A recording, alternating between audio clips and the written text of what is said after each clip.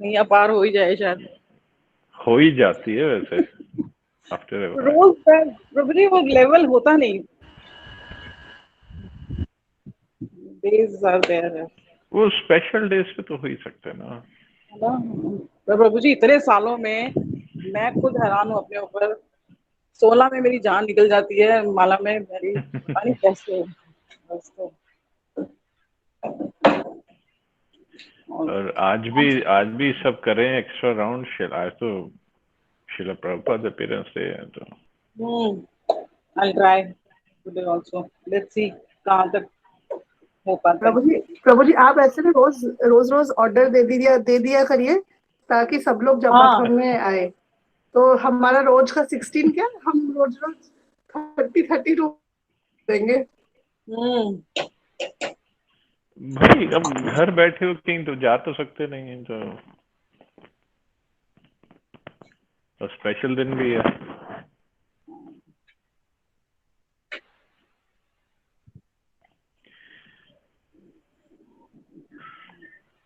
चलो I think we can start. ओम नमो भगवते वासुदेवाय। ओम नमो भगवते वासुदेवाय। ओम नमो भगवते वासुदेवाय। नारायणं नमस्कृत्य नरं चैव नरोत्तमं देवीं सरस्वतीं व्यासं ततो जयमुदीरयेत्। नष्टप्रायेषु भद्रेषु नित्यं भागवत सेवया भगवती उत्तम श्लोके भक्तिर्भवति नैष्ठिकी। So today is very auspicious day. It's a Nanda Mahotsav, and it's a appearance day of Srila Prabhupada. So yesterday everybody enjoyed Janmashtami festival. Of course, this time it was different. It was more like a japathon, then going to the temple and taking wonderful darshan. But everybody took darshan online. So a day after Krishna's appearance, Srila Prabhupada appeared. And somebody very nicely said that on the day of day after Krishna was born, Nand Maharaj gave lots of gifts, lots of charity to the Brahmins, to everybody around, because he was very happy. After all, Nand Baba and Yashoda Maya didn't have a son or didn't have a child for such a long time, so many years. They had done so much of austerity and this, that to get some child. And after long wait, Krishna was born. So Nand Maharaj was very happy and he gave lots of charity. And somebody commented that actually he gave the charity of Srila Prabhupada to us, so that we can be engaged in Krishna's service. So Srila Prabhupada appeared in 1896 in Calcutta on this day, and his early days were just like a regular boy. Of course, he showed some great symptoms, like when he was very little. Once at that time in India, in Calcutta, especially in Calcutta, Bengal side, there was this cholera outbreak, just like we have corona all over the world. That time it was cholera in Bengal, and so many people died because of cholera. And Prabhupada, or at that time, Abhay Charan, he got sick, and the doctor advised that he should be fed chicken soup, because that was a remedy at that time they thought of. So then there was a big argument in the house. Prabhupada's father was against it. Prabhupada's mother said, no, whatever it takes for the son to be okay, we'll do it. But they were strict Vaishnavas, and so father finally relented that, okay, feed him, but the doctor will cook it in his house and he'll just bring it and feed him. We're not going to cook it. But what happened when they fed him chicken soup? Prabhupada Abhay Charan, Abhay, he did not, it didn't go down his throat. He just vomited as soon as they touched it. So he just vomited everything. And then they said, okay, this boy is not going to take chicken soup. So somehow then, Krishna's arrangement, he survived.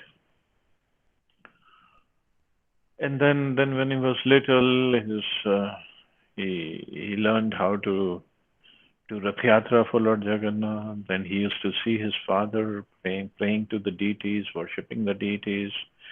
He would bring home many sadhus. Practically every day, some other sadhu would be coming to their house.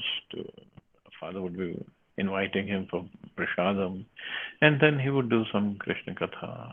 So from that time on, he had all this uh, sanskaras were put in. And then his father got him deities of Radha Krishna, which he served when he was little, but when he went to college, he stopped because of studies. But then he joined the movement, freedom fighter. Freedom movement was going on. First, he was interested in Subhash Chandra Bose movement, and then he was interested in Gandhi's movement. And then, while all this was going on in 1922, and Abhay Charan was very much inclined towards debates, towards religious topics. Among all his friends, he used to win all the debates. So in 1922, one of his friends, I think it was Naren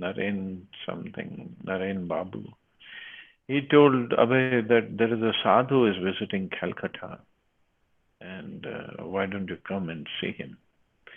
And Abhay was like, no, I don't want to meet any sadhus. They're all bogus. So Naren said, no, this is different. You should come and see him.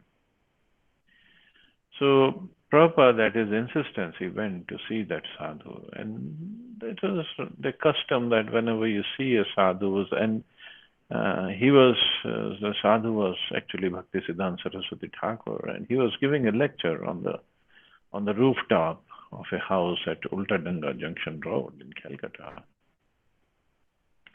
So the custom was, as soon as you see a sadhu, you just pay obeisances and bow down to him. So Abhay and Naren, they both paid obeisances, and when they were getting up only, Bhaktisiddhanta Maharaj looked at Abhay and he said, "Oh, you look like a nice, young, educated, intelligent person. Why don't you take up this mission seriously and preach the message of Chaitanya Mahaprabhu in English language in the Western world?" And of course, Abhay, Srila Prabhupada was very surprised. How come? I mean, I hardly know this sadhu and he's giving me this instruction, this order. And then, as usual, he argued with Bhaktisiddhanta Maharaj that we are still dependent. We are under British regime. So who will listen to us? First, let's get independence, and then we can do all this whatever you're saying. So Bhaktisiddhanta Maharaj said that this message of Chaitanya Mahaprabhu is so important. It cannot wait for any change in the political scene of India. So Prabhupada later on said, that time I realized I was completely defeated by my Guru Maharaj. He said, that time I realized he is my Guru Maharaj, and in my heart I surrendered unto him. Of course, Prabhupada took initiation many years later. In 1933, he got initiated. 11 years later. So that was the thing. Bhaktisiddhanta Maharaj completely convinced him of the importance of the message of Chaitanya Mahaprabhu. And then Prabhupada went through a lot. I mean, when he was little young, he got married. That time, kids, they used to get married very early age. And then he got a job at Bose Laboratories after his graduation. And then his wife joined, and then they had kids, and slowly, just like a regular person, he was trying to make things work. But he was keeping in touch with the Gaudiya Math devotees. And then he moved to Allahabad or Prayagraj and started his own chemist shop, Prayag Pharmacy. And again in Allahabad, he was meeting the devotees, and then he got initiated,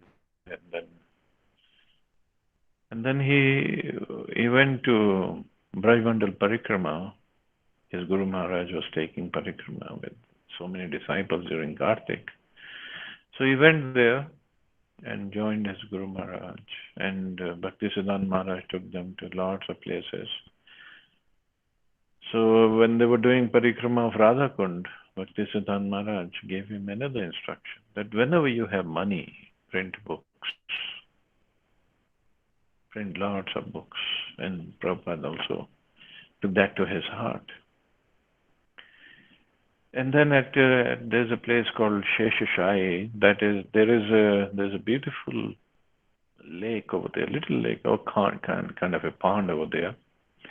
And there was a deity of Lord Vishnu lying down like on the Sheshnag in the temple. The deity was hidden in the pond, and later on it was moved to the temple. And that's why it's called Sheshashai. Means Lord Vishnu is taking rest on Sheshnag. And there are many temples nearby. So Bhaktisiddhanta Maharaj was scheduled to give a lecture. But many of his sannyasi disciples left to take darshan at different places, different temples around, nearby. But Prabhupada didn't go anywhere. He said, I wanted to listen to my Guru Maharaj. And Bhaktisiddhanta Maharaj gave lecture, and actually he commented that since Abhay, he likes to listen a lot, listen properly, he will speak properly also. And then also he kind of indirectly chastised his sannyasi disciple that when your guru is speaking, you should not be going out and taking darshan. And also, until you hear it right, you cannot see it right either. So hearing is so important. And then later, Prabhupada got initiated, and his guru gave him the name Abhay Charanaravind. So from Abhay Charan, which was his father gave him that name, and he became Abhay Charanaravind. And then again he asked his Guru Maharaj that, what are the instructions for me? After many years. And then his Guru, I believe he left his body in 1940 something, 42 or 43, something like that. And then at that time also, he gave the same reply. Just 2 weeks before he left his body, he wrote a letter to Prabhupada that go to the Western world, and preach the message of Chaitanya Mahaprabhu in English language. So kind of it was clear instruction, but still it took Prabhupada a long time, till 1965. It took him long time to come to the West. In 1959, he took sannyas. His god brothers encouraged him because his business had failed. His family had left him, so he was all alone. He was living in Vrindavan and writing books and coming to Delhi and getting the books printed. When he would come to Delhi, he would live at that Chippiwada temple, which now ISKCON has it. And there was a Jain printer nearby in Purani Delhi, Old Delhi area, and he would go there, and he worked very hard to get those books printed. He would write the commentaries, he would buy the paper, take to Jain printers, get the printing done, proofread and then edited, and then again it would go into printing, and then again he would collect all the books, bring them to the temple, and then try to distribute, try to sell them. There's lots of hard work. He was doing it all alone, and he did it for a few years, and until in '65 he finally got this offer from one of his knowns in Mathura, Mr. Agarwal. His son was living in Pennsylvania in America, Gopal Agarwal, and he had come here as an engineer, and he married an American lady, Sally Agarwal, and they were living, and they sent an invitation, a sponsor letter to Srila Prabhupada, and then somehow Prabhupada got the visa, got the P form. There were different rules were there at that time in India for anybody leaving India. And then he went to Bombay. He requested Sumati Morarji. She was the owner of a steamship company, to get a free passage to America on one of her cargo ships. So now we travel from America to India. We just take the flight, and 24 hours we can be in India. But Prabhupada, it took him 40 days. 40 days on cargo ship, not even the regular cruise or something. 40 days in the sea to come to America. And that age, he was 69 years old when he took that journey. So now just imagine you're in the sea on the ship and nowhere to go. What to eat, even that was difficult. And then the seasickness was there. Prabhupada got 2 heart attacks on the way. And he, second heart attack, he thought he will not survive, but somehow he survived. And then he saw Krishna in his dream, and Krishna came in his dream, and Krishna, all the incarnations of Krishna came, and they were rowing the boat. Krishna kind of showed him, I'm taking charge of this boat, and you just don't worry. Even the Captain Pandya, who was the captain of the ship, he told later on when Prabhupada got down in Boston. First he got down in Boston, they went around the city, and then got back on the ship, and then came to New York, where it was finally getting down. Then Captain Pandya said, never had this kind of smooth sailing on Atlantic. So it was all because Prabhupada was there on that ship. And then when Prabhupada came to New York harbor, where he got down, he had one box full of Srimad Bhagavatam, and another box, few clothes, and that's it. His umbrella, the typical umbrella he was carrying with him. And then Gopal had arranged for a travel agent to pick up Prabhupada from New York harbor and send him to Pennsylvania, where he was staying. And then again, another journey by bus to Pennsylvania. So Prabhupada stayed with Gopal for some time, and then Prabhupada moved to YMCA near Gopal's house. So he could sleep at YMCA at night and come to Gopal's house in the daytime. And Prabhupada would cook his own food, because although Gopal used to eat meat, and he married an American girl, and Prabhupada would take the vegetables out of the same fridge and make his own meal. And then even Gopal and Sally would love the way Prabhupada cook, and Prabhupada would sometimes cook for them also. Over there, Prabhupada did preach to some professors, some people, but it wasn't a whole lot of preaching opportunities. So he moved to New York from there, got some person he knew, so he moved to New York, and And slowly he preached. He met some people and they liked his preaching. He was living at Dr. Mishra's uh, place where he would teach yoga to students. And Prabhupada would preach to them. And then Prabhupada moved to a place called Bawri. Bawri was a place where all the drug addicts and all the low-class hippies, people, they would live there. They would be living on the street. They would take the drugs and they would just be out on the street.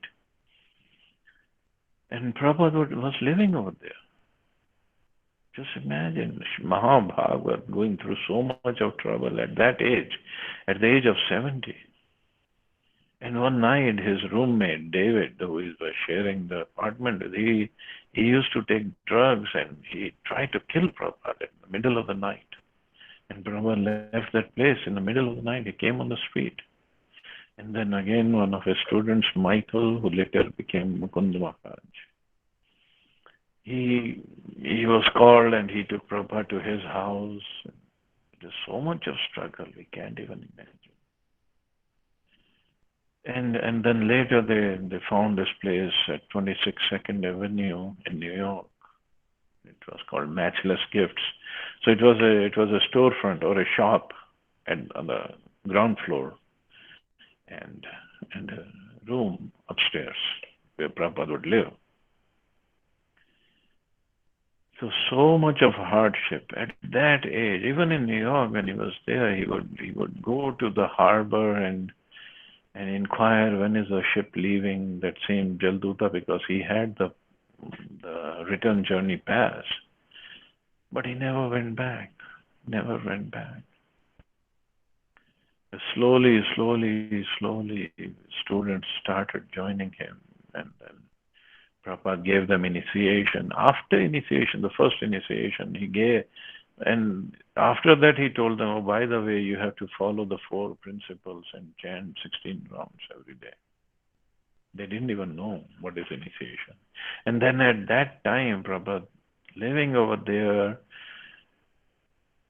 all these students who were not even serious, and that is when Prabhupada registered the society. He called it International Society for Krishna Consciousness, ISKCON.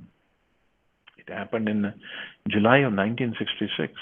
Just imagine, 65 he arrived, September in 65 he arrived in America, and July 66 he had the society registered. So it was his pure dedication and determination to serve the words of his Guru Maharaj that Krishna held and all the Guru Parampara held him. And from there, New York, then a couple of his students, they had gone to San Francisco, and they invited Prabhupada to come to San Francisco. So that was the first time he took the airplane from New York to San Francisco. And then he started in San Francisco. Of course, San Francisco being California, it's it still is very open, more open than New York. Means people are more liberal. Liberal in the sense they would try every kind of drug over there and every kind of alternate lifestyle. Like Tamal Krish Maharaj, he was telling, and in his book also he wrote, that when he met Prabhupada in California, I guess in San Francisco only, but there was a community. It was like a little forest, and everybody would live there naturally, boys and girls. Naturally means no clothes and living on the trees.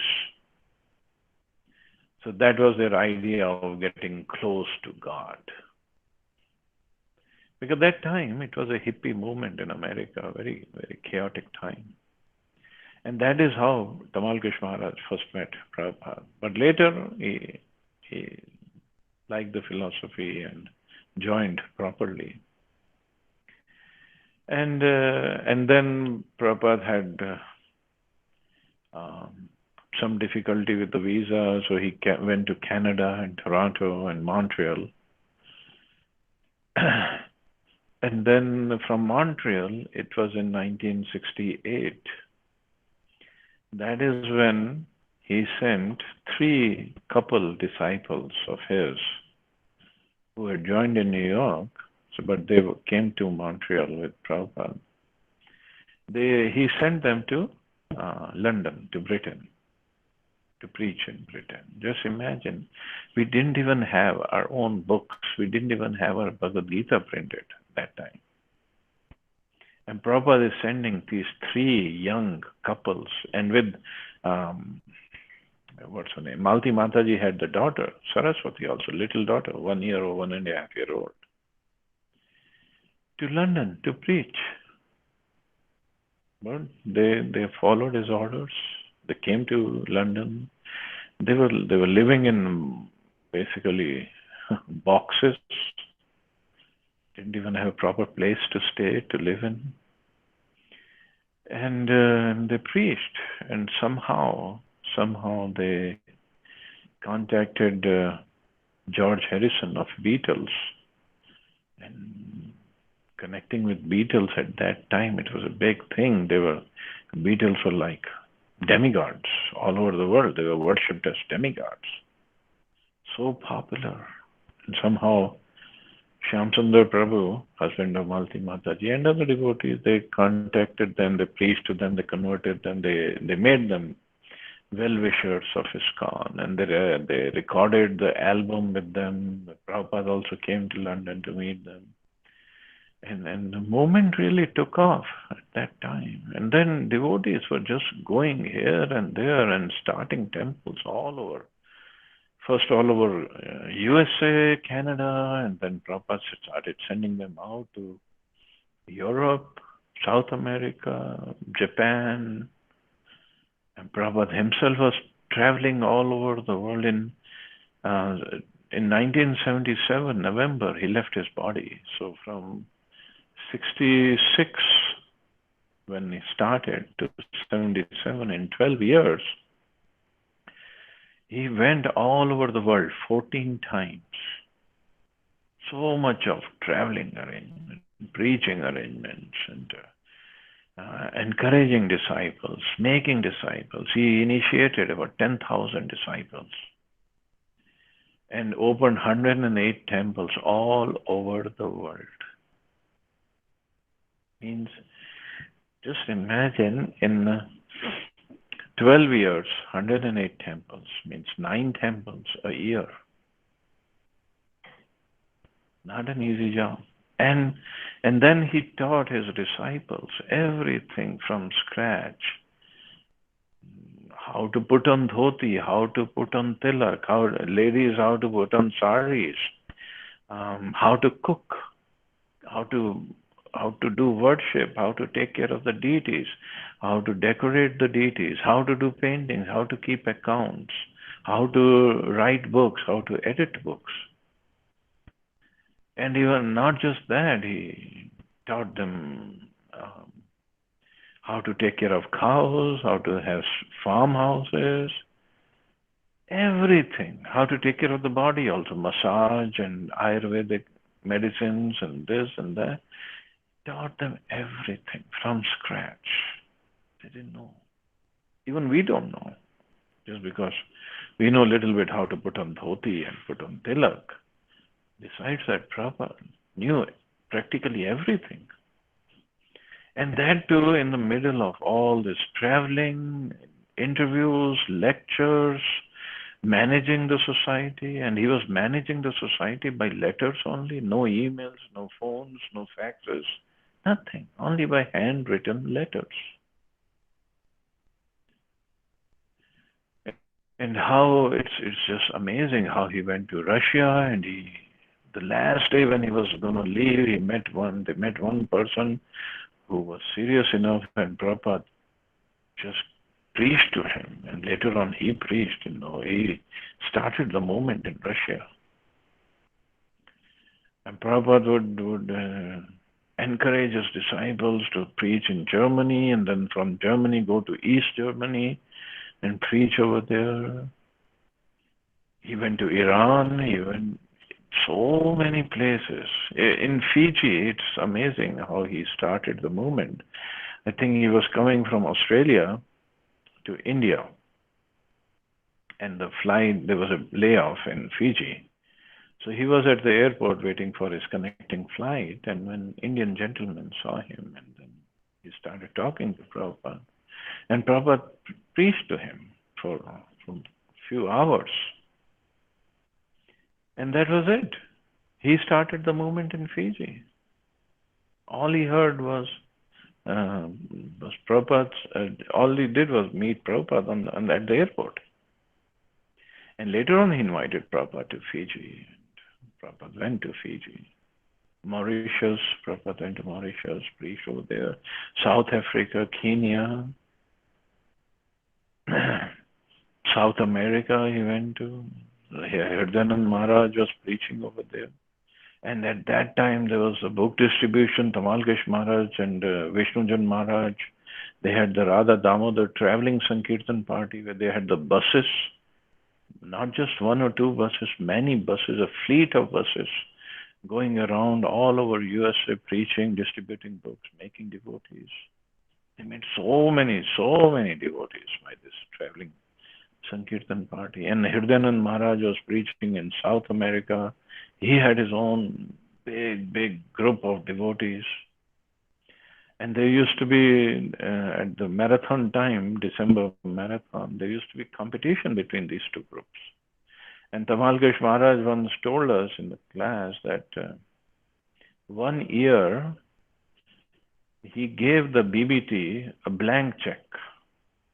And he said, whatever Hirdanand Maharaj gives you, whatever amount of money for marathon, you just add $10,000 to it and deposit it.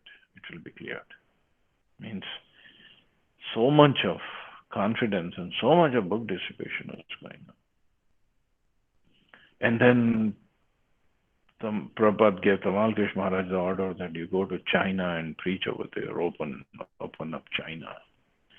Of course, Tamalkesh Maharaj went after Prabhupada left his body, after many years after left his body. But he went to China and preached. And now the movement is flourishing in China also. Although it's not underground anymore, it is open, but it is it's still restricted, but it is flourishing at the same time. Prabhupada sent disciples to Pakistan to preach. It was risky, very risky. And then Prabhupada was opening temples. Look, he opened all over, then he went to India in 1972. And that is when he worked on Indian movement, and he opened Bombay, Vrindavan, Mayapur, and little temple in Delhi. So these three major temples, Bombay, Vrindavan, Mayapur, he opened. And then he stayed in India. And then 1977, November, he left his body in Vrindavan. So for him, everybody, including his god brothers, disciples, anybody who just came across him, everybody has agreed on one thing. There's nobody like Prabhupada who has ever come before him, and nobody will come after him like him. There's no way. The achievements that he had, and that too at that old age, advanced age. At the age of 70 years, he started preaching and traveling. At that age, everybody wants to retire in Vrindavan, go to live in Vrindavan. But Prabhupada was started at the age of 70. But all because he had this instruction from his Guru Maharaj, and then he wanted to follow it properly, just wanted to serve. And like other day, Adit Prabhu, I think he posted that little audio clip, beautiful clip, and Prabhupada started crying and thanking his disciples that you're helping me that you are helping me in carrying out the orders of my spiritual master. So on this day of appearance of Prabhupada, we can, if nothing else, we can at least try to abide by his instructions of chanting and following the principles and being honest, being caring for his society, whatever he has established, and try to preach as much as we can.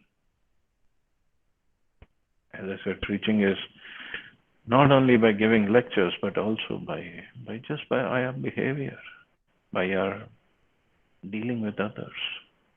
That's also preaching. So Prabhupada, he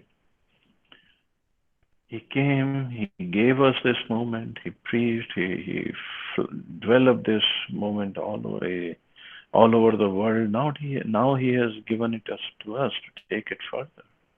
Of course, Chaitanya Mahaprabhu said, my name will be sung in every town and village. So now it is up to us to take it up further and preach to more.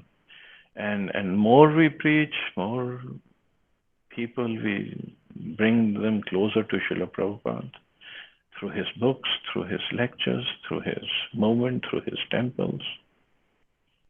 Prabhupada will be very, very pleased, very happy with all of us. Even little bit service we do, Prabhupada never forgets. So on this day, we should take a vow that we'll try to do more and more for you, Srila Prabhupada. You have given us wonderful, everything is wonderful. Books, prasadam, deities, temples, yatras, whatever Prabhupada has given is wonderful. All we have to do is just take it up seriously and take it further. Hare Krishna. So I'll stop here. See anybody has any questions or comments.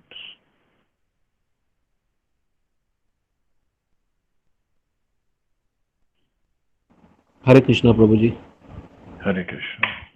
Prabhuji, there is no question, but there is some comments about, you recalled me about Jaladuta.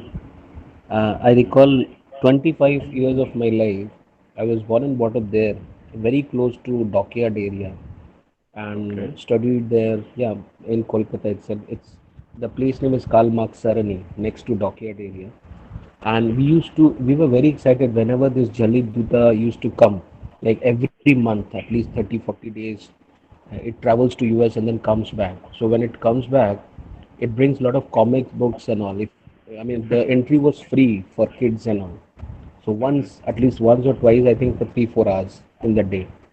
And I go with my father and read comic books there and used to come.